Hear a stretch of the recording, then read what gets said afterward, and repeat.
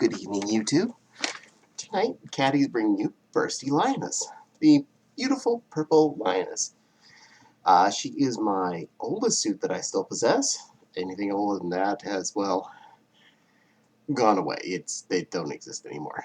But hey, she was also the first one I had made for me, not one that I made myself. The original few that I made were not so good. But hey, I tried, and that's the important part. And I've made other ones more recently that I don't completely hate, so there's that. But we'll start off with a quick view of Miss Bursty here. She has those lovely one-for-all eyes, back from circa 2005. A mouth that does open and shut, but like most movable jaws, they only open and shut quite well whenever you're not actually talking, but whenever you're fake talking. Because you gotta move your mouth really far to make it happen. And normally I don't talk like that, and you can understand it. So we'll just go with normal talking and be happy the mouth moves whenever it does. Her fur is actually really soft, so I'm soup still happy about that. She just looks great. Right on part of the art that I sent, and bam, perps.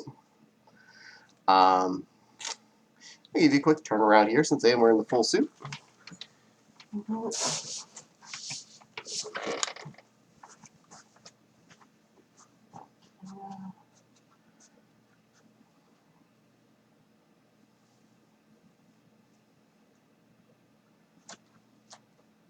can tell if I see me.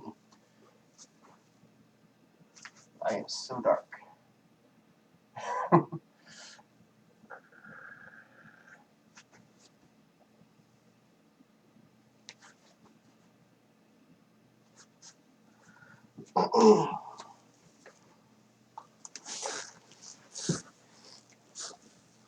And unfortunately, because she is dark and I'm working as a dark background, I actually couldn't tell for sure if you could see me, since one fatal flaw.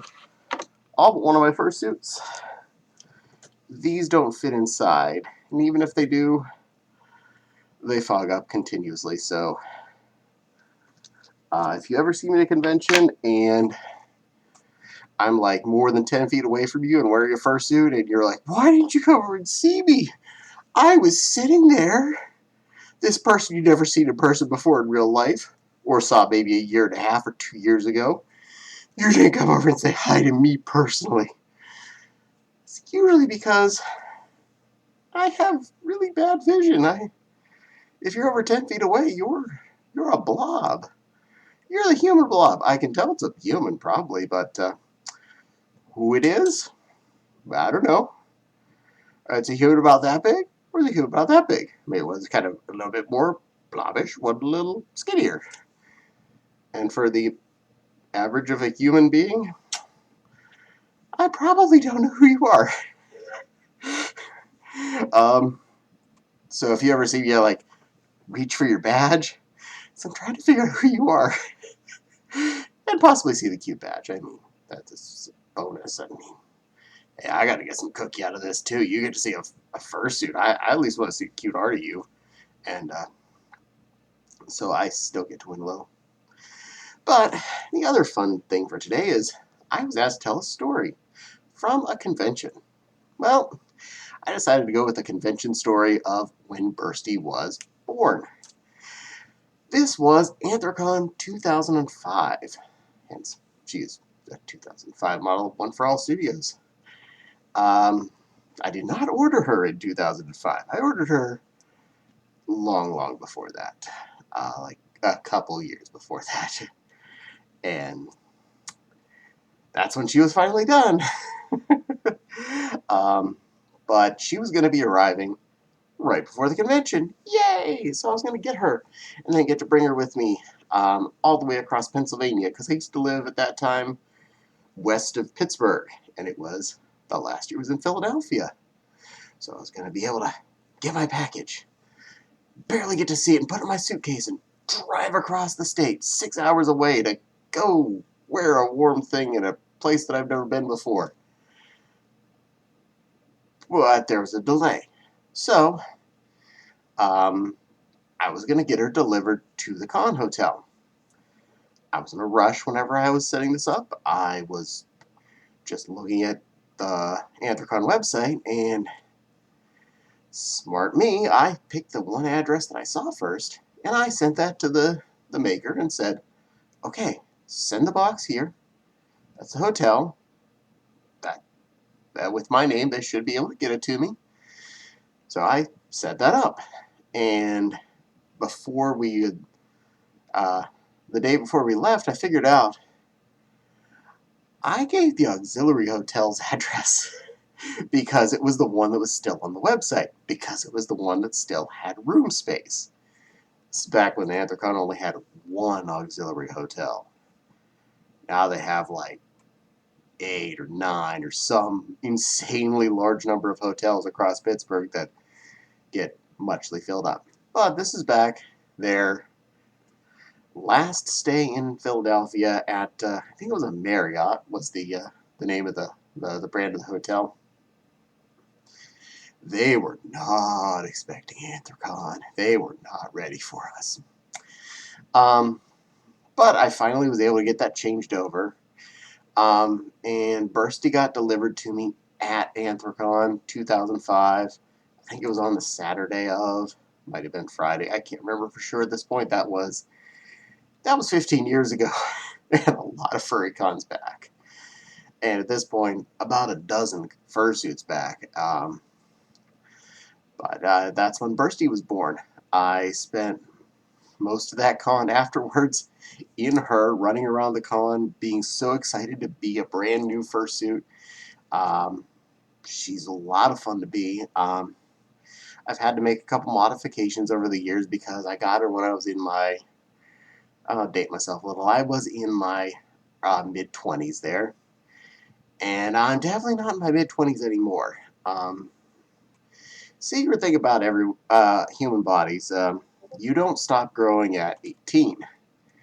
If everybody stopped growing at 18, we'd all look like 18-year-olds. Look at your dad. Does your dad look like he's 18? Well, if he was doing a lot of stuff he shouldn't have, he might, or he just happens to have his face that doesn't age. But most people don't look like they're 18 when they're in their 30s, 40s, etc. You go through your final growth around your mid-20s. It's usually not so much a grow up. It's when most guys get a little bit more broad, get you a little bit more of your final base form of what you're going to be when you settle in. So my shoulders did actually broaden out a bit. I grew a bit more rib cage.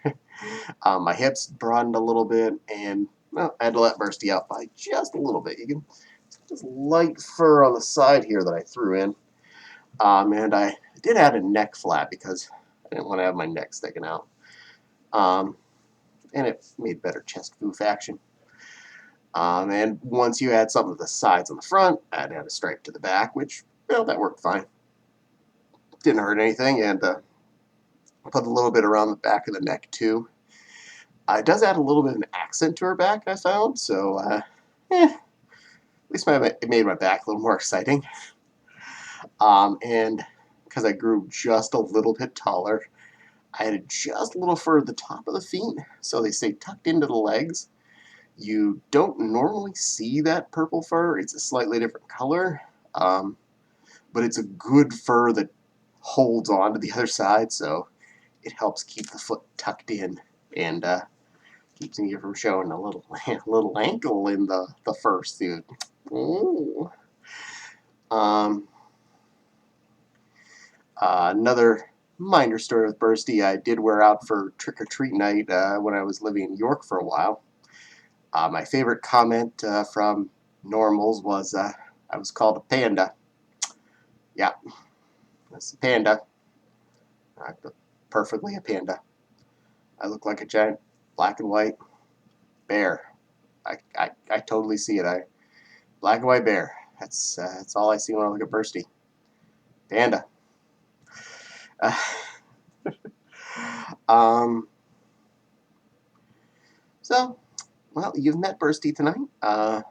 Got lots more con stories. I'll get further into my growth story that I was working on there for regular story times. So more to come. I hope you all have a fluffy day, and don't forget to like, comment, subscribe, and ring bells.